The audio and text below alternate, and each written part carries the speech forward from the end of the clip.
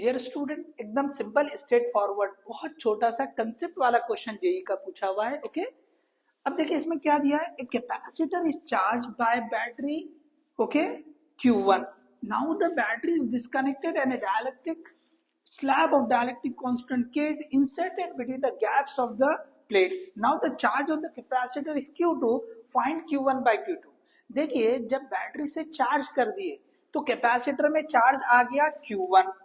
अब क्या बोल रहा है, बैटरी डिस्कनेक्ट कर दिया और उसमें एक डायलेक्ट्रिक स्लैब जिसका डायलेक्ट्रिक कांस्टेंट कितना है K, ये इंट्रोड्यूस कर दिया। तो अब जो चार्ज है कैपेसिटर पे वो Q2 है, तो पूछा है कि ये Q1 बाई Q2 का रेशियो क्या होगा। What is this ratio.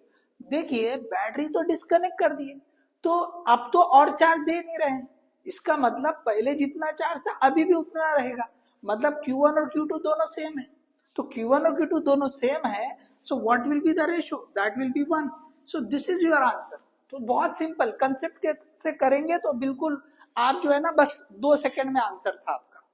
चलिए अगर किसी को मैथमेटिकली करना है, ठीक है ना, कंसेप्टुअली अगर क्लियर नहीं है, मैथमेटिकली अगर करना है तो क्या करेंगे कि भाई चार्ज का फॉर्मूला होता है। चलो पहले चार्ज बताया Q1, तो फॉर्मूला क्या लिखेंगे हम, C into V1, C1 V1 लिख दो। चलो ओके, सो बैटरी का वोल्टेज V1 और ये जो है कैपेसिटर का वोल्टेज, कैपेसिटर की कैपेसिटेंस C1 ले लिया हमने।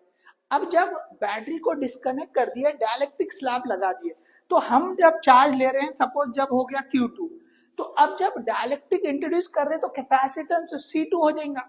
तो हमने लिख दिया ये C2 और वोल्टेज को लिख दिया V2। C2 क्या हो जाता है, K टाइम्स बढ़ जाता है, तो पहले के मुकाबले में ये बढ़ के लिख देंगे हम। ओके, कैपेसिटेंस K टाइम्स क्या होती है, बढ़ती है, तो Q2 is equal to C2 को क्या लिखेंगे, K टाइम्स C1। और पोटेंशियल क्या होता है, K टाइम्स कम हो जाता है, तो V2 को क्या लिखेंगे, V1 बाई K। तो ये K कैंसल, तो ये C1 V1 क्या है, दैट इज Q1। तो Q2 is equal to Q1।